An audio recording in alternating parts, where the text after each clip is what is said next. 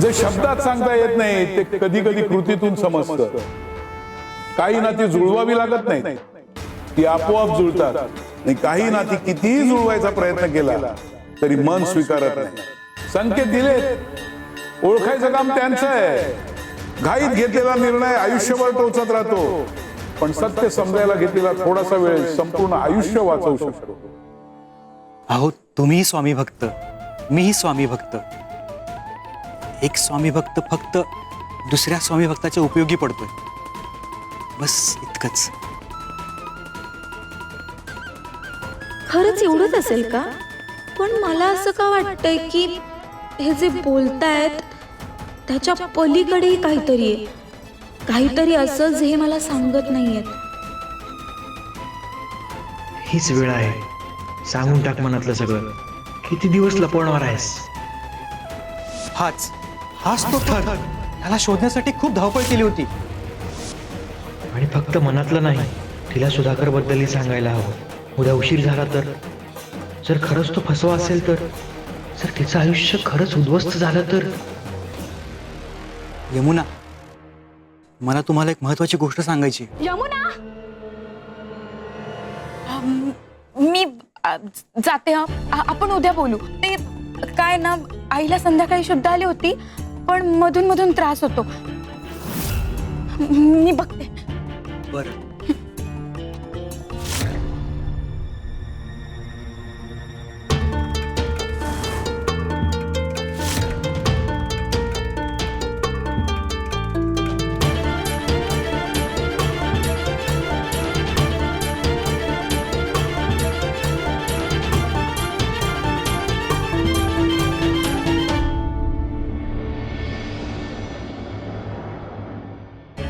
स्वामींचा कौल नकाराचा आला, पण सुधाकर वाईट मुलगा वाटत नाही. यमुना आणि त्याचं लग्न झालं तर माझी काळजी मिटेल, माझं कर्तव्य पूर्ण होईल. देवा, कसंही करून यमुना आणि सुधाकरचं लग्न जुळू दे. माझी ही शेवटची इच्छा पूर्ण होऊ दे. संकट आल्यावर माणसाचं हेच होतं. अंधार पडल्यावर जसं धडपडायला होतं, तसंच आयुष्यात संकट आल्यावर मनालाही धडपडायला होतं. माणूस घाबरतो, विचलित होतो. गुरु समोर असा नाही, गुरुवरचा विश्वास सोडतो. अशा वेळेस धावपळ करायची नसते, शांत राहायचं असतं, विश्वास धरायचा असतो. चला, आता पुन्हा सगळे आपापल्या जागेवर बसा.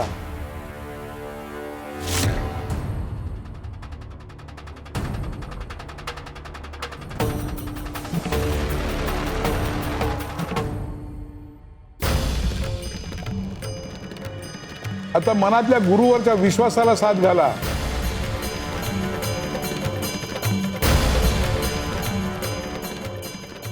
श्री स्वामी समर्थ. जय जय स्वामी समर्थ.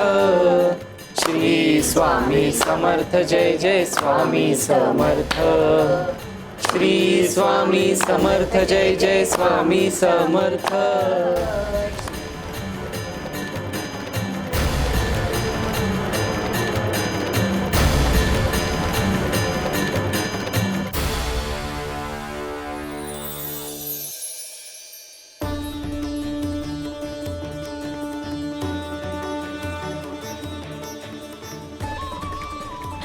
काजवा, काजवा.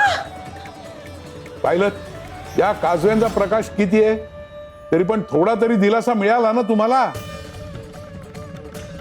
हो स्वामी, आता अंधार भयानक वाटत नाही. अरे हेच गुरुचं काम असतं. गुरु लगेच सूर्य बनून येत नाही, आधी काजवा बनून येतो. आधी दिलासा देतो आणि मग दिशा दाखवतो. मगाशी तुला पायाजवळ काहीतरी आलंय असं वाटलं ना? हो स्वामी, तो हाच काजवा होता.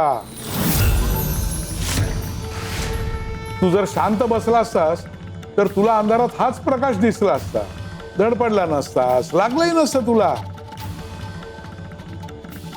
म्हणून संकट आलं, दुःख आलं की घाबरून जाऊ नका. आणि म्हणून घाईत घेतलेला निर्णय हा बहुतेक वेळा विवेकाचा नसतो, तो भीतीचा असतो. गुरुवरचा विश्वास कायम ठेवा. स्वामी देवा, आज ह्या सगळ्यांना चांगलंच पटलं.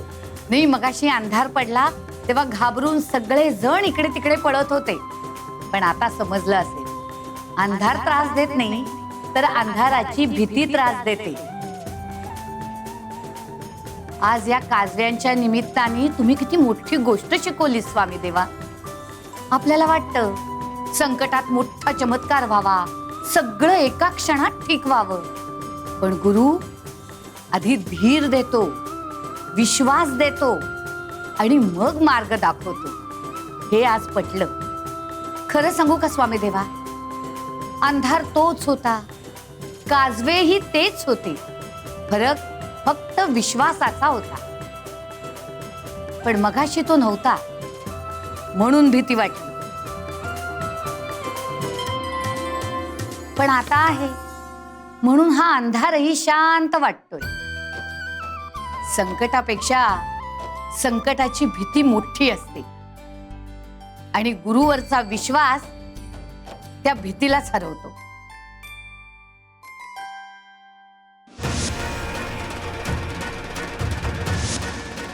अहो तुम्ही इथे यावेळी? अहो तुमच्या आईची तब्येत बरी नाहीये. आई त्यावेळी धावपळ करायला लागू शकते ना, कदाचित वैद्यांनाही बोलावं लागू शकतं, म्हणून मग थांबलो इथे. कोणास ठाऊक का, पण यांच्याबद्दल एक ओढ वाटायला लागली. मनात आपलेपणा वाटतो. हे जवळ असलं की धीर येतो आणि काळजी सुद्धा कमी होते.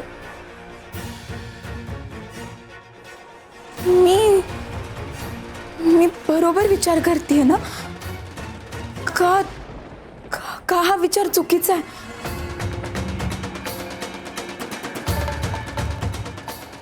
सुधाकरच्या जागी हे असते तर? पुन्हा सांगता नाही आलं.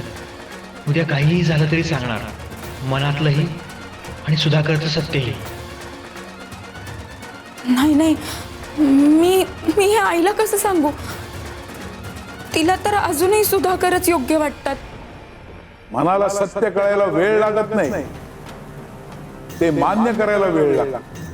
ज्याला आपलं समजावं असं नियतीने ठरवलेलं आहे त्याच्याकडे नकळत मन वळतं. संकेत आम्ही देतो, पण निर्णय मात्र मनांनाच घ्यावा लागतो.